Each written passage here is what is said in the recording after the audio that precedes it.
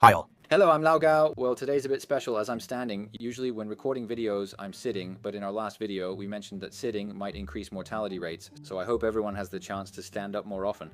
Now today, I want to add to a topic we mentioned in a previous video about genetics. We talked about some terrifying twin experiments that were conducted in history. This content is indeed quite scary, so it can't be included in the main video, and is only available in the members video. Actually, there are many topics related to genetics that we can't discuss openly.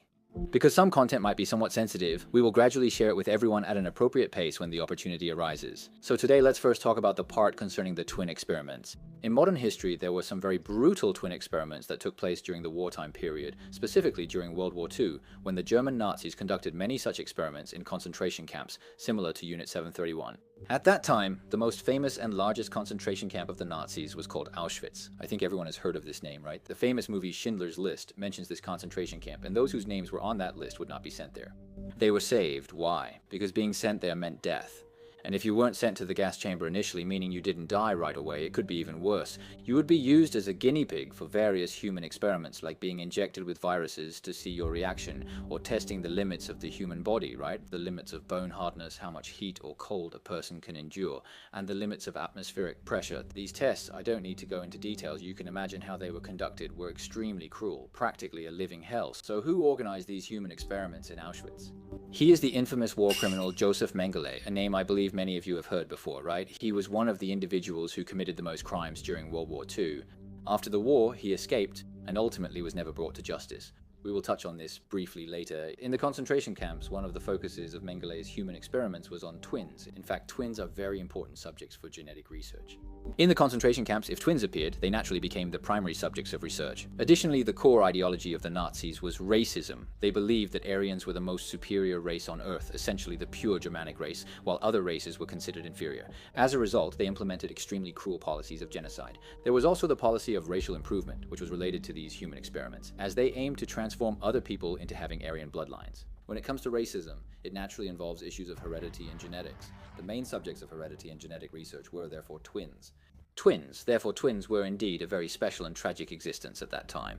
So what kind of experiments did they conduct on them? For example, Mengele once conducted an experiment called the blood exchange experiment. As everyone knows, identical twins have the same DNA, so their blood types are usually the same. In theory, they can donate blood to each other. However, blood transfusion itself is a very risky procedure. Even if the blood type is the same, there may be differences in other components, and there could also be viruses or bacteria present, which might lead to cross-infection.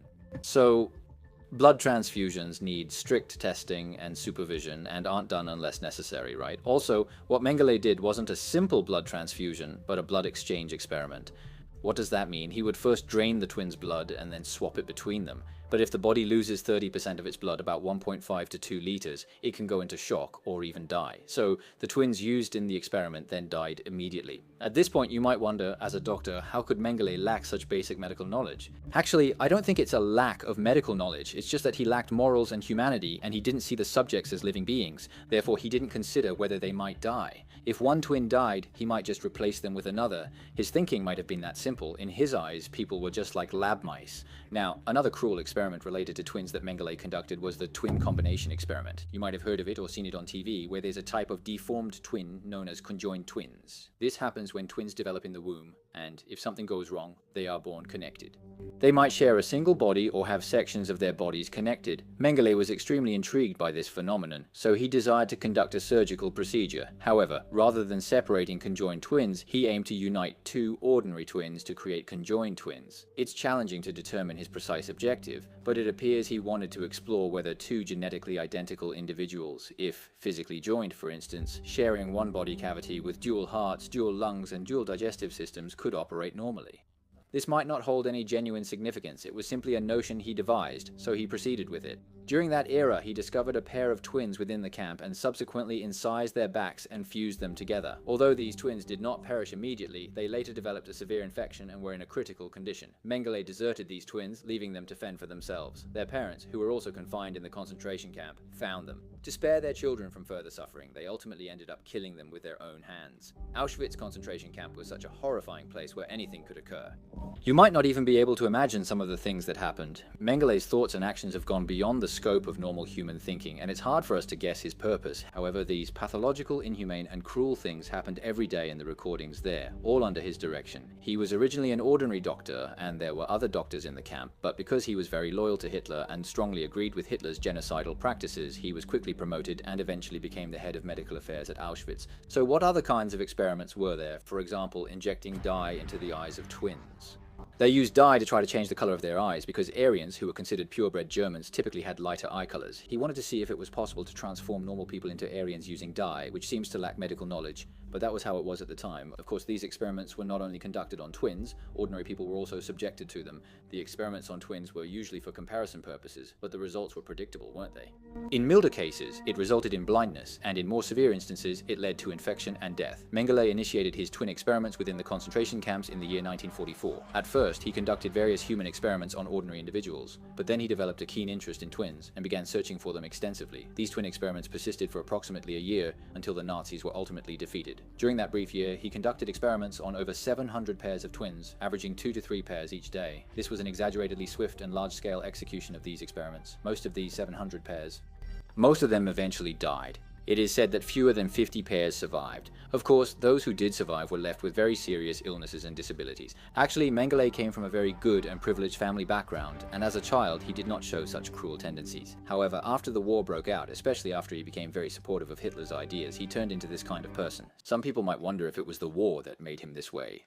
Right? I don't think it was just the extreme environment. He might have originally had an antisocial personality. The key point is that this guy ultimately did not face legal punishment. After World War II ended and the Nazis were defeated, he fled. After escaping from the concentration camp, he was initially caught by the Americans, that is, by the Allies. However, he was very cunning and fabricated a name and identity, even managing to evade screening. At the time, there were special efforts to catch and severely punish SS members, but he disguised himself as an ordinary soldier and was overlooked. It was believed that these soldiers might have been forced to participate in the war, so he escaped along with them.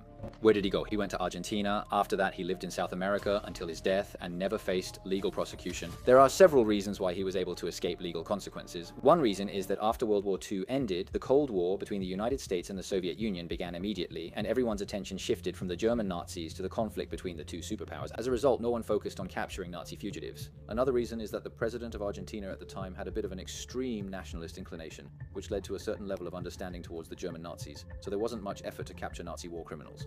There was minimal effort to apprehend these individuals. Furthermore, there's the issue concerning Mengele's family. During the Second World War, the Mengele family was already quite wealthy. He was raised in a very prosperous environment. Throughout the war, Mengele utilized his position to accumulate wealth for his family. Thus, after he escaped to Argentina and Brazil, his family consistently sent him financial support, ensuring he maintained a comfortable lifestyle. Nevertheless, even with all this, he was never lacking in funds. During his time living in South America, he kept moving from place to place, because even if other countries weren't pursuing him, there were these Nazi hunters. You might have seen the term Nazi hunters in some movies, which refers to a group that emerged after World War II, specifically to track down Nazi war criminals. However, unlike what is often depicted in movies, these Nazi hunters were typically lawyers, historians, and journalists. It's not like the lifestyle where one person can take down a gang like in the movie The Abyss. The Nazi hunters also aimed to punish these Nazi war criminals through legal and formal channels. Therefore, it was quite challenging for them to actually punish a Nazi war criminal like Mengele. However, whenever Mengele felt that his location had been discovered by the Nazi hunters or that he was being noticed, he would immediately move to a new place. So he lived in South America for 30 years, always on edge. He fled to Argentina in 1949 when he was 38 years old, lived there for over a decade, then moved to Brazil where he lived for another decade, totaling 30 years. Finally, in 1979, at the age of 67, he had a stroke while swimming at a beach in Brazil. Whether it was a stroke or a heart attack, he suddenly couldn't move in the water and drowned. From his actions of avoiding Nazi hunters, you can see that he had an antisocial personality. We've talked about antisocial personalities before. Although they can kill without batting an eye, they are actually very afraid of death themselves because they lack empathy. It's not that they can't feel the fear of death. They know their own death is a very frightening thing, but they can't empathize with others. For normal people, when we see others sad, we feel sad too. When we see others happy, we feel happy. They can't empathize, they don't have that ability, they can only feel their own emotions and cannot feel others' emotions. In their eyes, other people are not living beings. Some might mistakenly think people with antisocial personality disorder are fearless, like those who might stab themselves, but that's not true. Those are madmen. People with antisocial personality disorder aren't foolish. They fear pain and can seem timid. However, they feel nothing for others' pain and might even find it a bit exciting, which is very dangerous. Today, I talked about the cruel twin experiments during the Nazi period. In peaceful times, there have also been some inhumane twin experiments. These aren't necessarily cruel, but ethically, they are questionable. Such twin experiments exist, and I'll introduce them when there's a chance. Let me introduce it to everyone. Well, that's all for today. See you next time. Bye-bye.